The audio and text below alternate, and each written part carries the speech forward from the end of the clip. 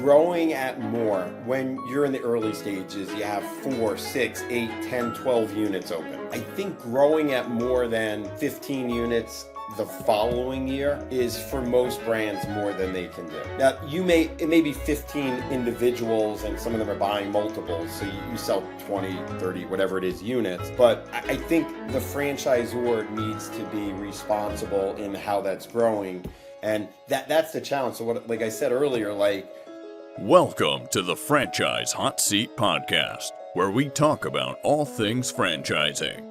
Now, here's your host, Dr. John P. Hayes. Welcome back. I've got another guest today all about franchising, and I'm excited to tell you about Mark Schnurman and his book, The Perfect Franchise. It's not often that I'm promoting a book, as you know, but I like this book a lot. I got a lot of turned down pages where I said, hey, yeah, he and I think alike, or that's a great idea. Hadn't thought of that. And so I wanted to bring Mark on to talk about franchising and how to get involved in franchising. Who should get involved in franchising? And why do you get involved in franchising? So Mark, welcome to the podcast. I appreciate you taking some time. Thanks, John. I appreciate you having me, and please don't look at it as a negative that we think the same. Yeah, right. So the story to get into franchising, nobody wakes up, nobody's born, nobody has a mother who says, honey, when you grow up, you're going to be in franchising. That doesn't happen. But somehow a lot of people end up in franchising. How did you discover franchising? Yeah, so, going back a long time ago when I was in the corporate world, I had a next door neighbor. I lived in Richmond, Virginia. My next door neighbor worked as a franchise consultant, and I always thought it was interesting. I wasn't ready at that time to work for myself and work from home.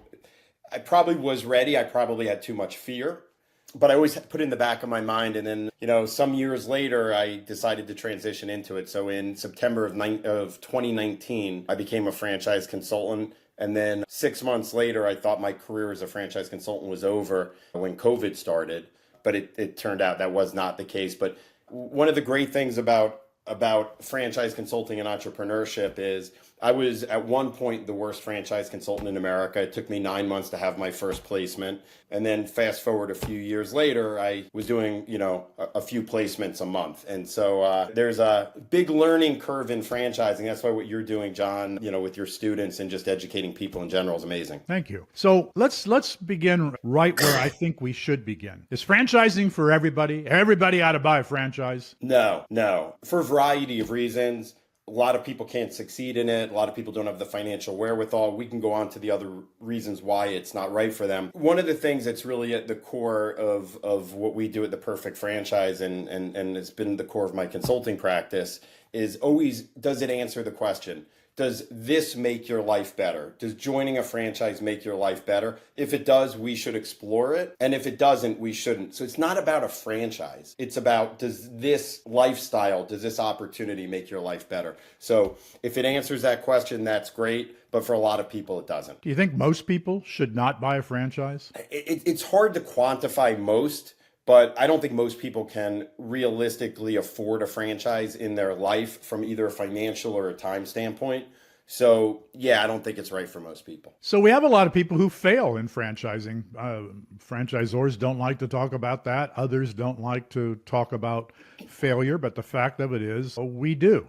And guys like you who are brokers helping people find opportunities. You don't have a crystal ball. You can't say, okay, well, I see failure in this one. Let's not do franchising. But how do people protect themselves from failure? This is what their big fear. When in fact, it's not going to be because of the franchisor's system that you're going to fail. You're going to fail because you're going to fail. Franchising isn't the appropriate thing for you. What can you do to help stop these failures, to maybe help people avoid getting into franchising when it's not going to work out for them or the franchisor? Yeah. So, I think there are a few things. So while I don't have a crystal ball into the future, there are some times that you work with a candidate who the traits are really clear that it can't work for whatever the reason is. So sometimes we see it and then we say, hey, look, this isn't right for you and here's why. The biggest lies that humans tell ourselves are the lies that we tell ourselves personally.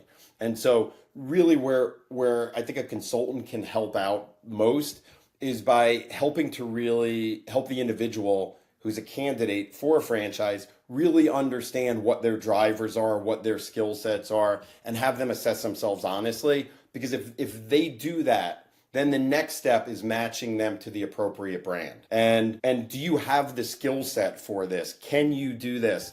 And at the perfect franchise, and it's in the book, right? It's the 6-factor analysis.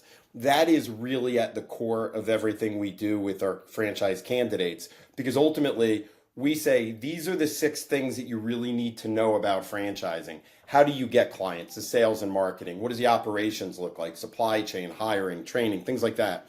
So we go through, and every opportunity that we have with the clients, we're saying, okay, so you learned about sales and marketing. What do you think your role is in that? They'll tell us. And then we'll say, okay, are you comfortable with that? Do you think you can do that at a high level? And as we're going through, we're asking them the questions to get them intentionally to think about it, because otherwise we're humans. We just take in the information and we don't necessarily process it. We say, okay. And so we're asking the questions. And if our clients are honest with each other, they should succeed at a particularly high rate if there's the match. And if not, we'll recalibrate and show them something else. The other thing, and that's why the genesis of the book was really 2 things. It's how do I help candidates really understand the franchise ecosystem? Because for the most part, they're talking to 1, 2, maybe 3 brands, and they're very focused on that. But there's a bigger picture out there. And how does this work in your life? And how does this work in franchising? So that's a big part. And the other thing, the other reason I wrote the book, candidly, was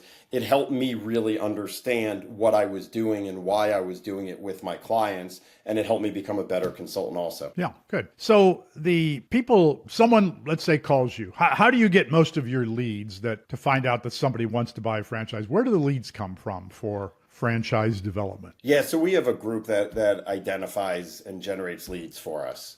So the lead will come in, and then it starts off typically with an initial 15-minute conversation. And it's really basic. What's got you interested in franchising, and how much time do you have, right?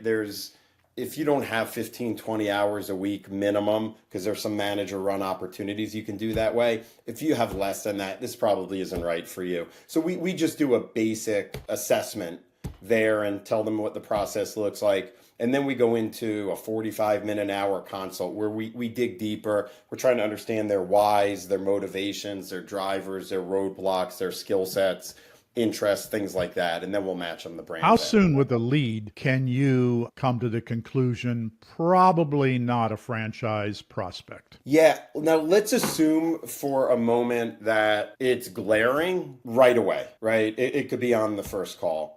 If though it's not on the first call, what winds up happening, and it's the beauty of the process if you're working with a good consultant, is you're sharing with them incrementally more and more each time. So what our cadence is that we'll have the 15-minute call. A few days later, we'll have the consult, which is typically 45 minutes to an hour. Then we'll present brands, and then we'll follow up with the client. We'll have an intentional meeting every week. And so as we're hearing how they're interacting with the brands and how they're responding to, I have to do that, I don't know if I'm comfortable with that, that gives us more and more insight. So, we sift through and we give them the feedback, and it's, hey, John, look, I know you're excited about this, but here's what I'm hearing. And we try to take their emotions out of it. Because what winds up happening is you'll have a candidate who'll say to you, I love this brand, I'm going to do it. The first time they talk to the brand, they're like, well, tell me what you know about the sales and marketing. I don't know anything yet. Tell me what you know about the operations. How are you going to hire people? What are the economic? I don't know, but I love them. Well, take it down, learn the information. And so it's as long as somebody follows the process the right way and is honest with themselves, we can carry them through, but we find out incrementally more about them. And so that allows us to disqualify them. I would argue, if you think about the top of the funnel, when a candidate comes in to the time that they're placed, it's not about how do we sell them a franchise. It's this systematic discovery of why they shouldn't move forward with a franchise brand, which is different. And so if we find out why they shouldn't move forward with it, then the people who we don't find something that would keep them from moving forward, then they're going to probably do pretty well. Tell me the 2 or 3 things that you don't want to hear on one of those initial phone calls that tells you there's no opportunity here. They need to keep their job, not become a franchisee. What are the two or three most common points that come up that are a tell that you know this isn't going to work? I want passive income, right? Passive income is earned. You have to put the time in to get it. They're looking for something that we can't provide. And tied into that just in general is I don't have enough time or I don't have enough commitment. The other piece is my spouse doesn't really have an interest in this. He or she says it's my thing because it's a family. It's one of the biggest investments that people are ever going to make in their life. It changes their career professionally. It changes their trajectory personally. You need buy-in from the larger family. Mm-hmm. Yeah. And when you don't have that's definitely a problem. What about absentee ownership today? There's lots of criticism, and at Titus Center, we did a 90-minute session on the good, the bad, and the ugly of absentee franchising. Lots of people are interested in, okay, I want to keep my job and I'm going to have a franchise on the side, my side hustle that I just have to spend 3 hours a week in, and I can do that. And it's only a $90,000 investment. I can do that. And I think this is going to be great. It'll be there for my retirement, blah, blah, blah. And of course, they end up losing $150,000 and blaming it all on the franchisor usually. But more and more franchisors and brokers promote the absentee opportunities. There are even some that say for 2%, 3% more royalty, we'll do the managing for you. Where do you stand on those opportunities? Yeah, I'm not fond of them. The challenge with them is, listen, if you look at the success rate in franchising, like we talked about, not everybody makes it. And that's when they're committed to the business. I'm not a fan of them. You know, it's not something that we promote. It's not something that we present to our candidates. Now, there's a difference between the 3 or 4 hour, the brand's going to hire somebody, and 15, 20 hours and you're hiring a manager to run it, like a McDonald's, for example, right? That's different. But anything that's presented as true absentee, I don't think that anybody should move forward with those. And are there some absentee opportunities that you say, these are proving themselves, these are great? For whatever reason, I'm not a fan of absentee, but I'm also not against a part-time franchise. There are some franchises that, you don't have to work them full time, but it's different than being absentee. Yeah. I don't know if there are any absentee ones that are succeeding or not. It's just not a space that I've really looked into. But in general, I don't think anybody who doesn't have a significant commitment to the business should come into franchising. It is not just a passive investment. If you want to do that, take your $90,000, $150,000, give it to a financial advisor, let them run with it. I just think it's very difficult if you're not going to be committed, even if it's only 15, 20 hours a week because you have a manager. You got to have that level of commitment because things come up. And no one's going to care. The beauty of franchising, right, and the reason it works is because you have somebody who is committed. You have a business owner committed to the success. When that comes out of it, I think it reduces your opportunity for success. Yeah, and that commitment to the success and the operation of the business is usually not a general manager. And this is where people get sidetracked thinking, well, I can pay $50,000, $60,000 to someone who will run this for me, but they might. They probably won't. And they probably won't last because they can see themselves doing the work of a franchisee, but not making, not having equity in the business. And the next thing you know, they're going to buy their own franchise. So you sort of become the training grounds, and you're stuck. You've got to hire another general manager, and those are not easy to do. And franchising has demonstrated through the years that a franchisee will outperform most of the time a general manager. That's why McDonald's doesn't own all the McDonald's. They have franchisees who outperform general managers. So on a different topic, brokers like to refer to themselves as consultants, and I sort of understand that. The broker maybe has a harsh connotation, although we don't think anything of real estate, hiring a real estate broker or aligning with a real estate broker, an insurance broker.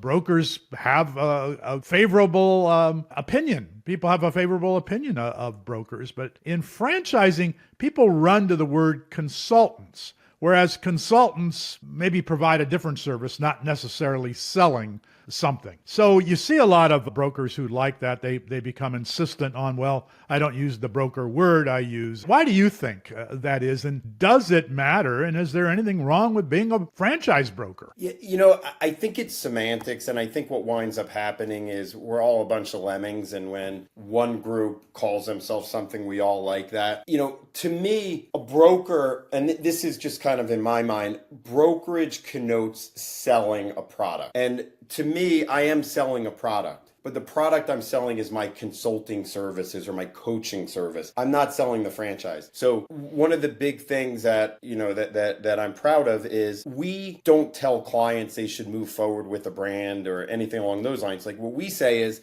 look, based on what you're saying and based on our understanding of these brands from the information the brands are giving us, and from the feedback we're getting from clients who are with the brand or going through validation, these are brands we think match you. But you, Mr. Client, have to go through the process. You have to get the information. You have to vet the information, validate it. You have to understand. And we'll help you, in the context of franchising, we'll help manage your fear and things like that. But you have to go get the information. And so to me, a broker is giving the information. And so where we're not, we're taking you through our process. So, and I don't know that all, consulting groups do it the same way, but the way we do it, we're all about our process and the brands are sort of secondary, if that makes sense. And ultimately, you earn your money by getting a commission from the product that you sold, that being a franchise to someone. And by no means is there anything wrong with that. I just find that brokers are timid about it, or maybe trying to make it look like something more than it actually is, when maybe some of the best people who are doing this are just right up front brokering deals where I'm going to get a commission on the back end. There's a lot, people will come to me and say, well, the brokers are free, and your service is essentially free to me, except that when I pay my franchise fee to the franchisor, let's say it's $50,000, you're probably going to get $25,000 of that upfront fee. But, everyone can argue, well, it's no longer my money. Once I pay it to Starbucks, it's Starbucks money. Not suggesting buying a Starbucks franchise because you can't in the United States. You can outside the United States, but not in the United States. Give your money to the bank. It's the bank's money. The bank can pay their employees. The bank can do whatever they want with the money. So when I put up my franchise fee of whatever amount, the franchisor has the right to use that money to award whomever. Now, there could be an argument that, and franchisors have gotten stuck in this argument, well, because we had to pay the broker $25,000, $30,000 out of the franchise fee, we didn't have enough money to do your training, your initial training. It took longer, or we didn't do as much of it because we didn't have the money to do it. Okay, well, there's an argument that makes the brokers look bad in that relationship, when in fact should make the franchisor look bad. You should have known this. Good franchisors know how much it's going to take to do training and support. Yeah, just to jump in on that. I think there are a couple of things. The first is we don't run from the fact. We run to the fact, and we're proud of the fact of how we get paid. We make a commission if you join the franchise. Yeah. There's no additional cost to you, Mr. Client, for the franchise, but we get paid. Right? It's built into that. And the reality is it's defraying of a cost or off-putting the cost. Because if the franchise brands could, at a lower cost, bring in the candidates and pull them through the process and place people in without using consultants, 100% they will. It doesn't make sense financially for them. So I think if you look at it that way, it's a necessary part of the system. Now, not for the McDonald's of the world because it's different, but for most franchisors, they need consultants. And by the way, we need them.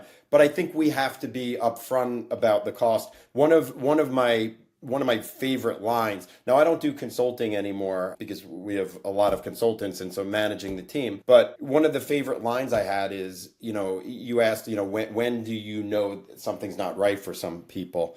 I remember later in the process when clients are ready to move forward, maybe they've been awarded the franchise. One in particular, he was a wealthy, he was doing it in New Jersey, but he was a New York City real estate broker, very, very successful, $30 million net worth. And he wanted to buy, a 3-pack of a particular franchise, and he was going to do it with his brother. And at the last minute, his brother pulled out. His brother was going to be the operating partner. His brother pulled out. So I'm talking to the candidate, and I said, you can't move forward with this until you have an operating partner. You're working 70 hours a week. He said, you're going to tell me I can't move forward? And I said, listen, I said, you know how I get paid, right? And he said, yeah. I said, when the guy who doesn't get paid, if you don't do something, tells you not to do it, you should probably listen to him. Yeah. And he said, I'm going to do it anyway. I said, okay, call me back the next day. He said, Mark, thank you. I needed the dose of reality, and he didn't move forward. So, it doesn't change my life if one person or two people move forward with a franchise, but it changes theirs if it's not right for them. Yeah. So there's that responsibility that we have. So when you started out your consulting business, you needed to have clients, franchisors who would say, yes, you can represent us. We'll put you into our FDD. We'll do everything legally above board. We'll pay you a commission out of each deal that you bring to us. So in the big consulting organizations like IFPG and FranServe and FranChoice and FranNet, they may have hundreds, thousands. I don't know for sure if they have thousands, but it would not be difficult to see, well, they have more than 1,000 franchisors who are in their database that want the consultants in the group, and there might be 10 of them, or there might be 1,000 of them, want them to sell franchises, place franchises for them. When you started out independently, how many clients do you have today who you represent, franchisors? Yeah, I don't know the exact number. It's probably 200, 250. When we started out, it was 15, and then it's grown from there. We've been very fortunate that the quality of our candidates and our process is high. So a lot of the franchisors have leaned in, on us. We have great consultants many are well known in the industry. So they've leaned in to us. So that's been great. We're also, this is sort of the hard thing about franchising, because you never know which is the perfect brand, because there's no perfect brand. But we try to vet brands as best we can so that brands that we question don't wind up in our portfolio, or if they wind up in our portfolio, it's, hey, I know this is a niche brand. It may not be for everybody. Just make sure you advise your candidates of XYZ, because we're not sure about it. So let's say you have 250 brands that you're representing, and supposedly, nobody knows for sure, supposedly there are 4,000 brands in North America. And maybe at any given time, some are sold out, some are regional. But let's say there are 3,000 that are selling franchises. And I go to you wanting to buy a franchise. I really don't know much of anything about franchising. I don't know how many there are. Maybe I know I don't want food and I'd like a service business. That's what I know. And you have 250, and of those, 50 are food and 200 are service. So you got 200 brands you could show me. I'm just using wild numbers here. Yep. But you're not going to show me the one you don't represent that may be the best one for me to buy. Is that a problem for people who are looking for franchise opportunities when you're working and you only work with a broker? You're not supposed to work with 5 brokers.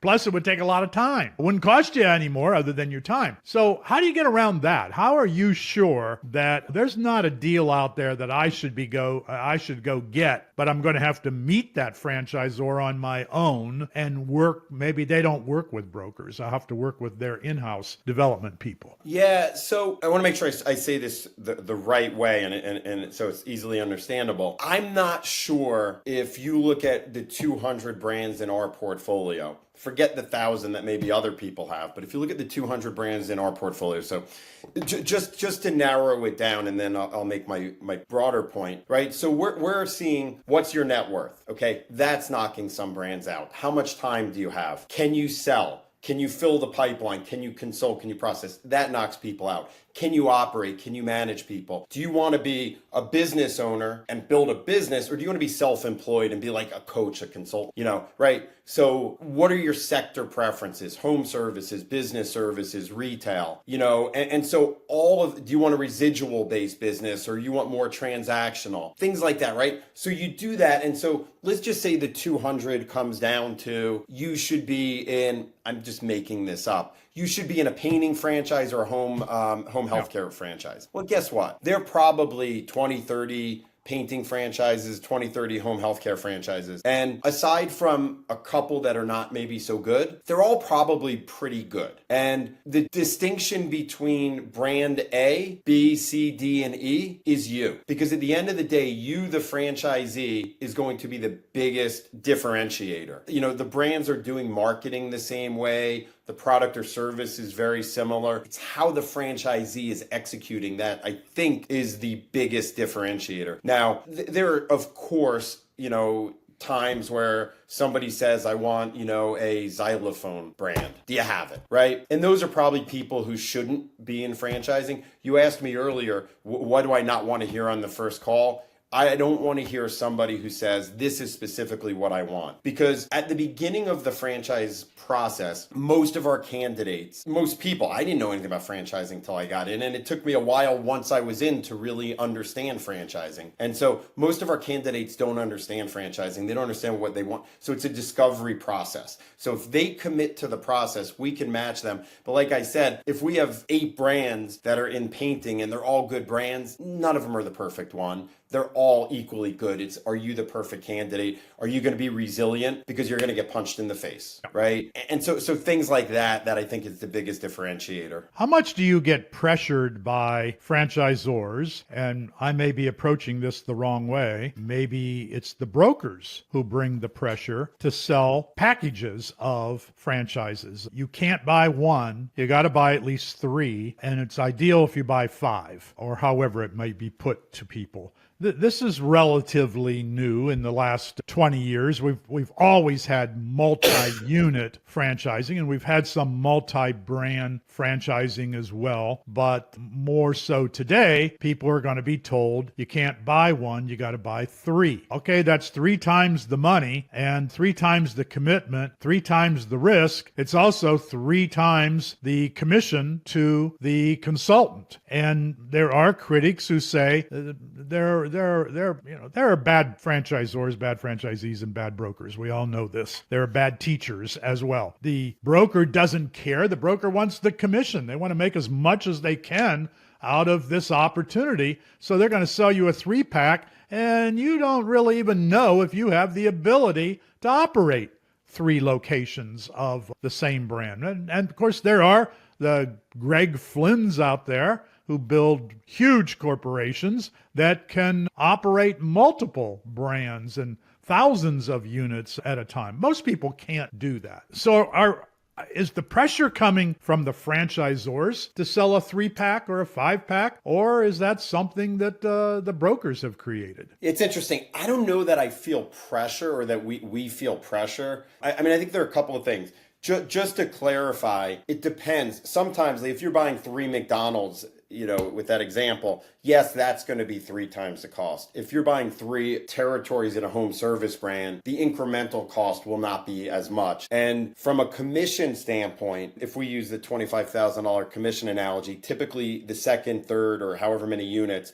will be a fraction of the first one. So it's not like you're going from 25 to 75. Yeah. That said, it really goes back to what is the client want and or need. I, as a general rule, do not think anybody should have more than 3 units. Now, that's a general rule. Sometimes there's somebody who should have more. Sometimes there are people who should have 1. But if we use like a home service, a painting franchise to take that, and you see that people in the painting franchise are making, on average, it's $100,000. That's what the item 19 says on 1 territory, and they're making $250 on 3, and you're replacing a $200,000 salary. The math is easy. So it's really what's right for the client. One of the things that I'm proud of is we have a fabulous relationship partnership with a children's brand. And there was a candidate who wanted to buy 8 units. This just happened yesterday. Candidate wanted to buy 8 units of it, brick and mortar. And my consultant called me up and said, "Hey, Mark, I'm really uncomfortable about this. Should I be?" And I said, "Yes." He said, "What should you do?" I said, "Hey, reach out to the brand."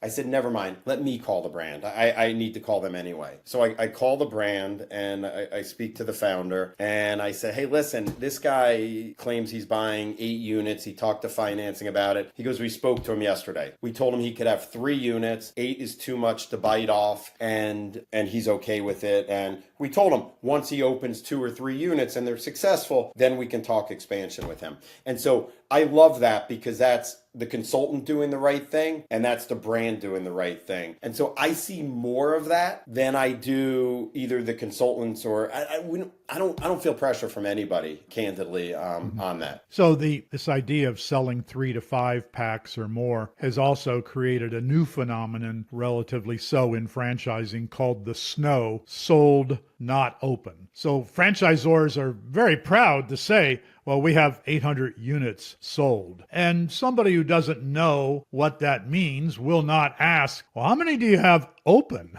Because that's really the important point. You sold 800, you've opened 150. Does that mean that it's going to take a couple of years until you can open mine because you have a backload? Do you not have the money to open these others? Is there some other glitch with real estate? How often are you running into people with SNOs and that creates a problem, or doesn't it? Maybe the franchise prospect doesn't know about the SNOs. Yeah, that's something that's difficult because we see it, right? Somebody buys a 3-pack of a restaurant and the restaurant opens on average 1.2 or 1.3 units, something like that. The hard part is when a brand grows too quickly. That's when I think that's more likely to occur, when they outkick their coverage and outkick their support. And that's it's difficult. So there have been brands that I have really liked and I might have been relatively early on, and then they started, 3 months later, they sold 40 units. And that's kind of when I pull back from it. But it's hard. And there are some brands that perform really well and don't open. There's some brands that wind up opening quickly. It's an intentional process. And I think a lot of it is the emotions of the franchisee, because what happens is the pendulum always swings too far one way. So they buy the 3 units and, no matter how much you educate people, there is a certain percentage of them who are going to think, boy, I'm a franchisee. I know this brand. They're going to make me successful. It doesn't work that way. You're going to make yourself successful in their model. And so I think the pendulum swings and they start to feel pain. And in the first year as they're opening, and it's not as easy perhaps as they thought it was going to be, even if they're doing okay.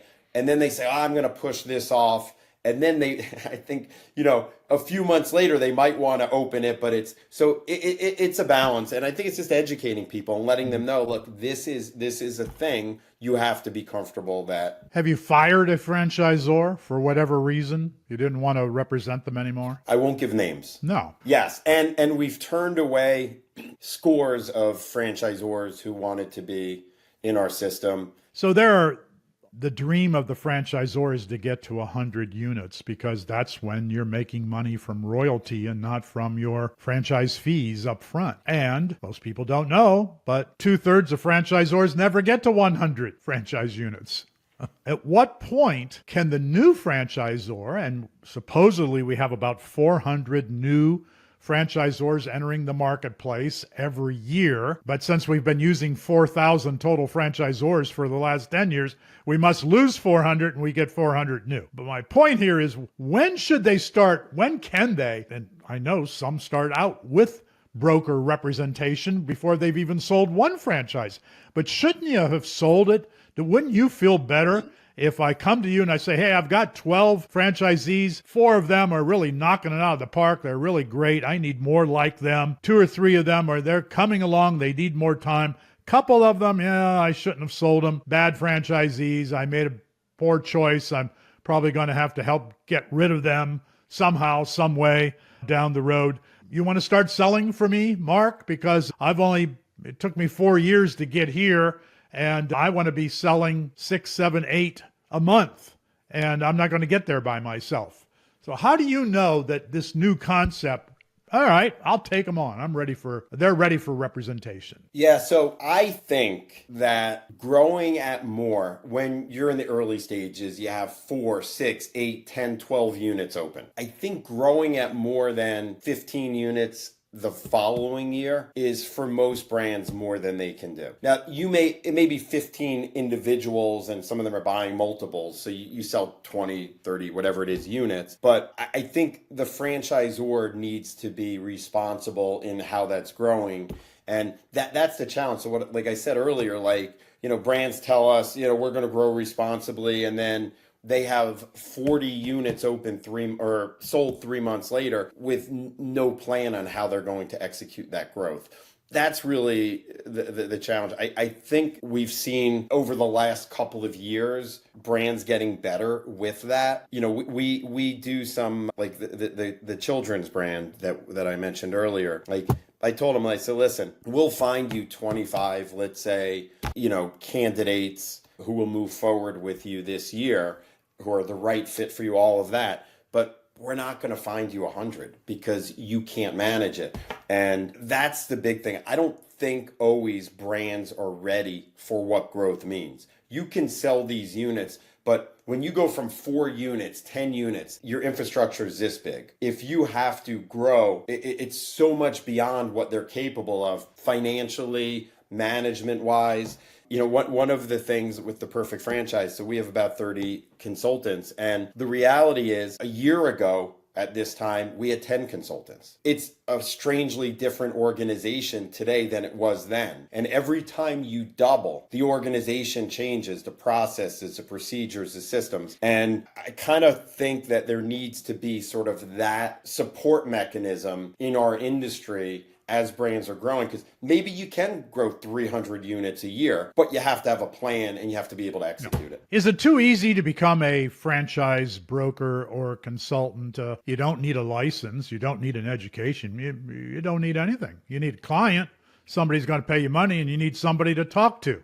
But, is this hurting franchising that anybody can become a broker whenever they want? 100%. It's not a good thing. I wish there was more. Regulation's probably the wrong word, but I wish we needed a license. I wish we needed to pass a test and get credentialed. I think that matters because you pay money in certain organizations and, you take a test with 20 questions and you're a certified financial or franchise consultant. And I don't think that's good. And I think there are too many people swimming in a pond who are probably not doing things the right way. So I'm all for, regulation's the wrong word, but I'm all for an assessment. So I worked in commercial real estate, and one of the organizations I worked for had a residential mortgage business.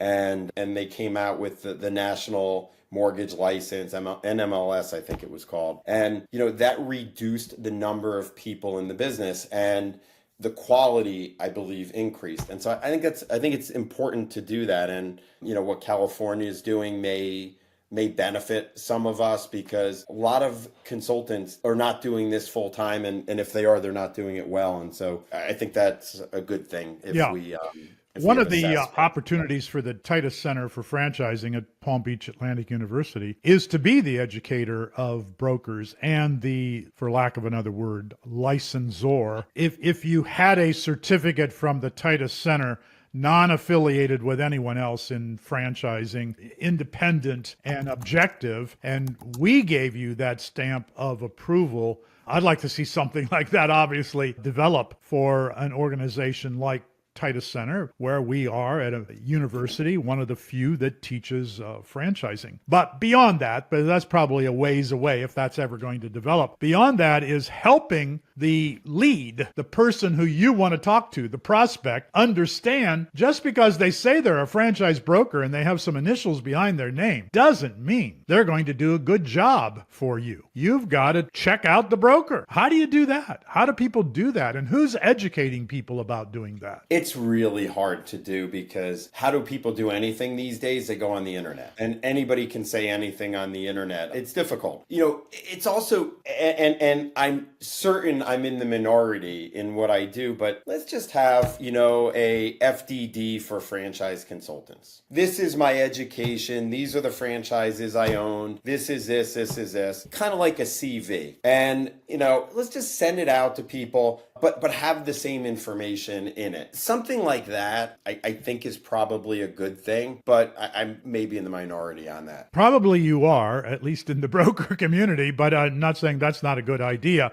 Shouldn't you have the right as a prospect to know this broker has been sued numerous times by their clients and sued by their franchise, their client being the prospect to whom they help buy a franchise, the client being a franchisor, or they've represented franchisors who have been sued multiple times. Shouldn't you know that up front before you're dealing with an individual? Well, the answer is yes and no, because you can also, just like on Google, you could sue anybody for anything and it doesn't mean it's valid. But I do think if there's a judgment against you, that becomes something different. Yeah. Yeah, there's a lack of information for people, not just about franchising, but a lack of information for people about how do I buy one? Who do I consult? Where do I go? Is it better to go to a franchise expo and just talk to the brand directly? Or do I go find through a Google search a franchise broker? Should it be somebody in my hometown that I can have coffee with? Or does that not matter? These are things that people just don't know enough about, the franchise broker, the franchise consulting community. And I think that's where the book came from, because if we educate people, they will make a better decision. Yes. And so that's, one of our core principles is education. Yeah. And you've done a good job of that in the Perfect Franchise, which is the only reason why we're talking. We don't know each other, never met you. I read your book and I said, I'm going to talk with this fellow because in some ways we're on the same track. One of the things that you point out is that people will ask for, well, I want to know what's the national average for success of franchisees. If there are 100,000 franchisees, how many of them are successful? That's a question that I have heard countless times over my 40-some year career in franchising. And starting out, I admit I didn't know how to answer that. But today, my answer and your answer is it doesn't matter. If there are 100,000 franchisees and we say 97% of them are successful, we would be lying, first of all. Or we actually wouldn't be lying. We just don't know what we're talking about. Could be that that's true, but nobody has that proof. And that's the point. There is no national average that matters. And it's all down to these individual 4,000 brands. Go find out if this senior care franchise has 97% success rate of franchisees, or if they've got a 47% success rate of franchisees. That's where people don't understand. They have to drill down. There are no national numbers that make any sense when you're buying a franchise. What only matters is how that franchise brand's franchisees have performed. And that you can find out easily enough. And how good a match you are to that brand. Because, they could have a 97% success rate as a brand, but they need you to do things that are outside of your skill set. You're going to fail. And I'm a big believer in the DISC profile. I promote that. I have for about 40 years. I use it with all my students. I would never hire someone without knowing their DISC profile and sharing my DISC profile. And in franchising, it's the same thing. If the profile of the franchise requires a D performer and you're an S or a C, pretty good chance you're not going to succeed in that franchise.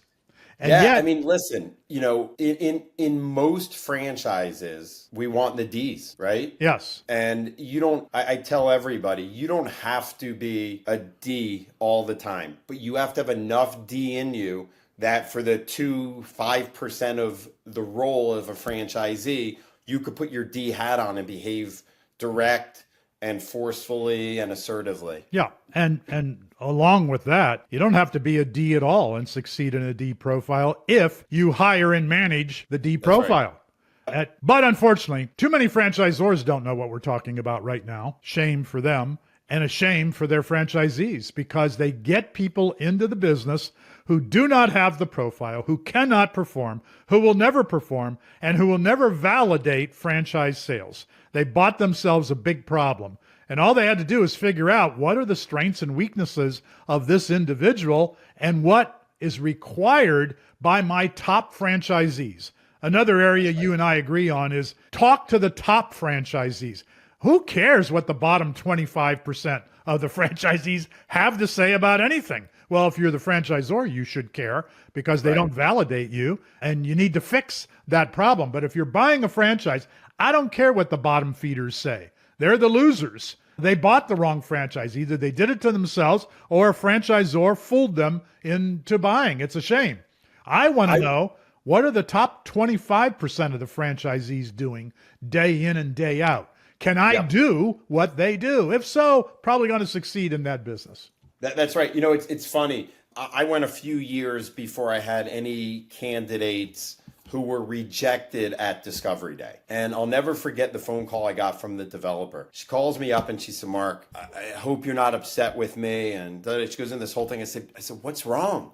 And she said, your candidate wasn't awarded a franchise. And I said, and why am I upset? And she said, because I thought you thought he was going to move forward. I said, listen, I love the fact that you guys have standards. It's great. If you think he was going to fail in this, you shouldn't award him a franchise. Right. You did absolutely the right thing. Kudos to you. Yeah. I wish you caught it earlier in the process, but it's a good thing. And so, franchisors are not always as discerning, perhaps, as maybe they should be. Okay, Mark Schnurman has been my guest, The Perfect Franchise, a book that you ought to read before you invest in a franchise. Thanks for your time, Mark. Awesome. Thanks, John. Thanks for tuning in to the Franchise Hot Seat Podcast with Dr. John P. Hayes.